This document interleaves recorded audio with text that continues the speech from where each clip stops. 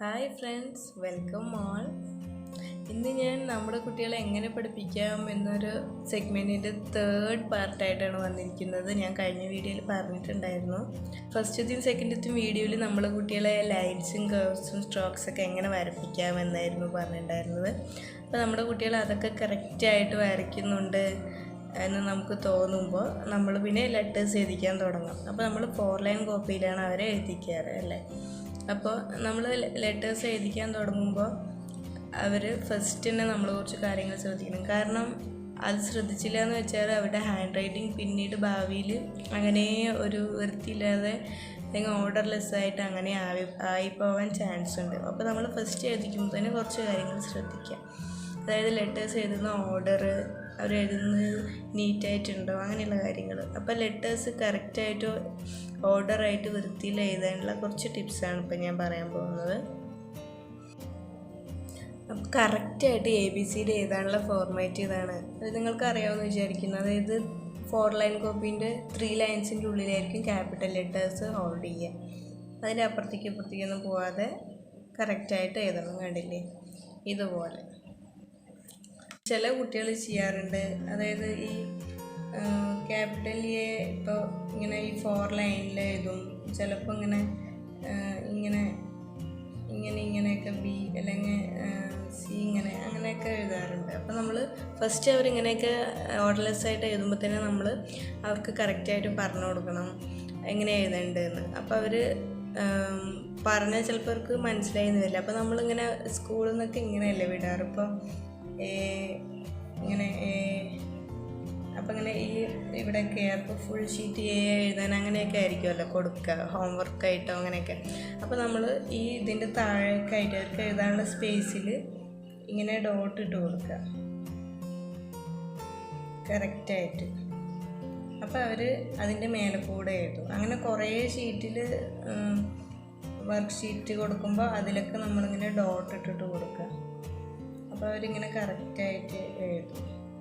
അതുപോലെ ഇവിടെ ഷീറ്റ് ഫുള്ളും ഫസ്റ്റൊക്കെ അവർക്ക് എഴുതാൻ കൊടുക്കുന്ന ടൈമിൽ ഡോട്ട് ഇട്ടിട്ട് മുഴുവൻ കൊടുക്കുക. നമ്മൾക്ക് കുറച്ച് സമയം അവരോട് സ്പെൻഡ് ചെയ്യേണ്ടി വരും ഇത് ചെയ്യാൻ വേണ്ടിയിട്ട്. പക്ഷെ അവരുടെ ഹാൻഡ് റൈറ്റിംഗ് വൃത്തിയാവും. പിന്നെ നമുക്ക് പിന്നീട് നേരെ എഴുത് എന്ന് പറഞ്ഞ് എന്താ പറയുക, ടൈം കളയണ്ട, ഒരുപാട് ഒച്ചയിടേണ്ട ആവശ്യമൊന്നുമില്ല. അപ്പോൾ ആദ്യം തന്നെ ഈ ഒരു റൂള് നമ്മൾ ഫോളോ ചെയ്യുന്നുണ്ടെങ്കിൽ വളരെ നന്നായിരിക്കും. അപ്പോൾ എല്ലാ ലെറ്റേഴ്സിലും ഇതേപോലെ ചെയ്യുക. അപ്പോൾ അവർ പിന്നെ മുമ്പത്തെ വീഡിയോയിൽ പറഞ്ഞിട്ടുണ്ടായിരുന്നു, സ്റ്റാൻഡിങ് ലൈൻ, സ്ലീപ്പിങ് എല്ലാം അങ്ങനെ കേഴ്സൊക്കെ വരച്ച് പഠിച്ച കുട്ടികൾക്ക്, അതായത് അവർ വരയ്ക്കണത് ഇങ്ങനെ ഈ ലൈൻസിൻ്റെ പുറത്തൊക്കെയാണല്ലോ, ഇങ്ങനെയൊക്കെ വരച്ചിട്ടുള്ള അറിവാണല്ലോ.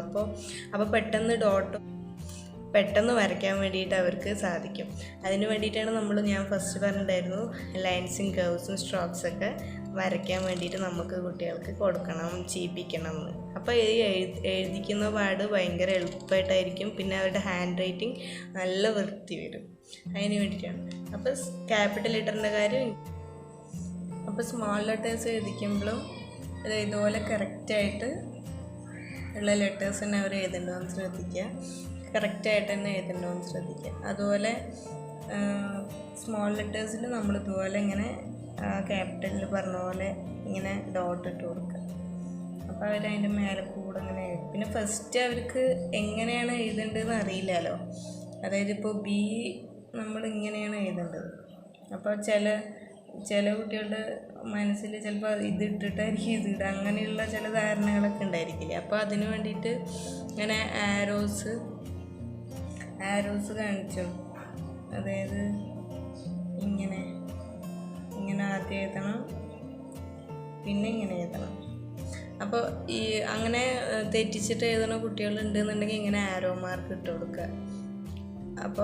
അപ്പം കറക്റ്റായിട്ട് ആദ്യം ഇത് എഴുതണം, പിന്നെ ഇങ്ങനെ എഴുതണമെന്ന് മനസ്സിലാവും. ഇത് സ്കൂളിൽ അവർക്ക് പറഞ്ഞു കൊടുക്കാറുണ്ട്, അങ്ങനെ മനസ്സിലാവാറുണ്ട്. കൂടുതലും ഈ മിസ്റ്റേക്സ് കുട്ടികൾ വരുത്താറില്ല എന്നാണ് എനിക്ക് തോന്നിയിട്ടുള്ളത്.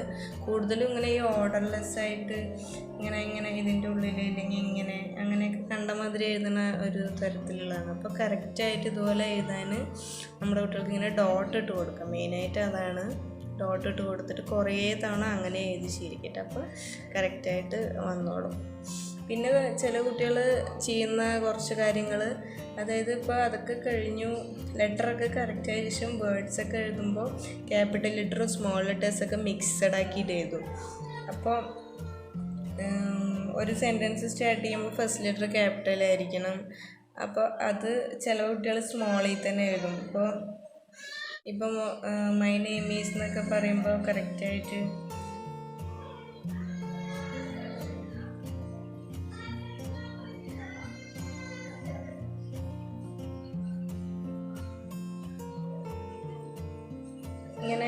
ഇങ്ങനെ അതായത് ചില കുട്ടികൾ സ്മോൾ ലെറ്റർ ആദ്യം എഴുതും, പിന്നെ ചിലപ്പോൾ ക്യാപിറ്റൽ ആയിരിക്കും, ഇങ്ങനെയൊക്കെ എഴുതും. പിന്നെ ക്യാപിറ്റൽ പിന്നെ സ്മോൾ പിന്നെ അപ്പോൾ ഇങ്ങനെ എഴുതുന്ന കുട്ടികളെ നമ്മൾ ശ്രദ്ധിക്കണം. അപ്പോൾ ലെറ്റർ റൂൾ എങ്ങനെയാണ് അത് കുട്ടികൾക്ക് പറഞ്ഞു കൊടുക്കണം കറക്റ്റായിട്ട് എങ്ങനെയാണ്. അതിൻ്റെ വീഡിയോ ഞാൻ ചെയ്യാം കേട്ടോ. പിന്നെ ചില കുട്ടികൾ ചെയ്യാറുണ്ട്, അതായത് ഇപ്പോൾ ഒരു സെൻറ്റൻസ് എഴുതുമ്പോൾ ഇപ്പോൾ ഇങ്ങനെ, അതായത് ഇങ്ങനെ കൂട്ടിയിട്ട്, അതായത് ഒരു വേർഡ് കഴിഞ്ഞിട്ട് സ്പേസ് വിടാതെ അടുത്ത വേർഡ് ഇങ്ങനെ എഴുതിപ്പോവും. അവരെ അറിയില്ല എന്താ എഴുതുന്നത്, അങ്ങനെ എഴുതിപ്പോവും. മിസ്സ് ചിലപ്പോൾ ഇവിടെ അങ്ങനെ എഴുതി കൊടുത്തിട്ടുണ്ടാവും കറക്റ്റായിട്ട് എഴുതേണ്ടത്. പക്ഷെ അവരിങ്ങനെ എഴുതി വരുമ്പോൾ അടി എത്തുമ്പോഴേക്കൊക്കെ ഫുള്ളും ഒരൊറ്റ ലൈനായിരിക്കും അത്. അപ്പോൾ അങ്ങനെ എഴുതാറുണ്ട് കുട്ടികൾ. അപ്പോൾ നമ്മൾ അത് എഴുതുമ്പോൾ ശ്രദ്ധിക്കണം. അപ്പോൾ സ്പേസ് വിട്ട് എഴുതും. അതിന് പ്രത്യേകിച്ച് ഐഡിയ ഒന്നുമില്ല, അതിന് നമ്മൾ പറയുന്നത് ചെയ്യുക. ഇവിടെ എഴുതിയിട്ടുണ്ടല്ലോ അതേപോലെ നോക്കിയിട്ട് സ്പേസ് വിട്ടിട്ട് എഴുതും. ഫസ്റ്റ് എഴുതുമ്പോൾ തന്നെ നമ്മൾ അവരുടെ കൂടി ഇരുന്നിട്ട് സ്പേസ് വിട്ടിട്ട് എഴുതാൻ പറയും. ഇങ്ങനെ കുട്ടികൾ എഴുതാറുണ്ട്. അപ്പോൾ അതൊരു തുടർന്നെന്ന് വെച്ചാൽ അങ്ങനെ എഴുതി പോകും. അപ്പോൾ ഫസ്റ്റ് തന്നെ നമ്മൾ ഇങ്ങനെ എഴുതുന്ന ടൈമിൽ ഇങ്ങനെ എഴുതുന്നുണ്ടെങ്കിൽ നമ്മൾ പറഞ്ഞ് മനസ്സിലാക്കിയിട്ട് തിരുത്താൻ ശ്രമിക്കണം. ഓക്കെ, ഇങ്ങനെയൊക്കെയാണ് എഴുതാറ്. എനിക്ക് തോന്നിയിട്ടുള്ള കുറച്ച് മിസ്റ്റേക്സൊക്കെയാണ് ഇത്. അപ്പോൾ ഇനി നിങ്ങൾക്കിനി വേറെ വല്ല ഡൗട്ട്സോ അങ്ങനെ വേറെ ഏതെങ്കിലുമൊക്കെ രീതിയിൽ കുട്ടികൾ എഴുതി കണ്ടിട്ടുണ്ടെന്നുണ്ടെങ്കിൽ എനിക്ക് കമൻറ്റ് ചെയ്യാം കേട്ടോ. ഞാൻ അതെങ്ങനെയാണ് ചെയ്യേണ്ടതെന്ന് പറഞ്ഞുതരാം കേട്ടോ. എനിക്കറിയാവുന്നതാണെങ്കിൽ ഞാൻ പറഞ്ഞുതരാം കേട്ടോ. ഓക്കെ, അപ്പോൾ പിന്നെ ഫസ്റ്റ് ലെറ്റേഴ്സ്, കുട്ടികളെ ലെറ്റേഴ്സ് എഴുതിപ്പിക്കുമ്പോൾ ഏത് ലെറ്ററാണ് എഴുതേണ്ടത് അതിൻ്റെ വീഡിയോ ഞാൻ ചെയ്തിട്ടുണ്ട് കേട്ടോ. അപ്പോൾ നിങ്ങൾ അത് കണ്ടു നോക്കണം. എന്നിട്ട് ആ രീതിയിൽ കുട്ടികളെ എഴുതിക്കണം. ഫസ്റ്റ് നമ്മൾ എഴുതിക്കേണ്ട ലെറ്റേഴ്സ് എന്ന് പറയുന്നത് സ്റ്റാൻഡിങ് ലൈനും സ്ലീപ്പിംഗ് ലൈനും ഉള്ള ലെറ്റേഴ്സ്. അതായത് TL കണ്ടോ, ഒരു സ്റ്റാൻഡിങ് ലൈൻ, ഒരു sleeping line, standing line, sleeping line, I. പിന്നെ അടുത്ത വരുന്നത് ഉള്ളതെന്ന്. പിന്നെ നമ്മൾ സ്ലാൻഡിങ് ലൈൻ വരുന്ന ലെറ്റേഴ്സ് ചെയ്ത്, അതായത് A,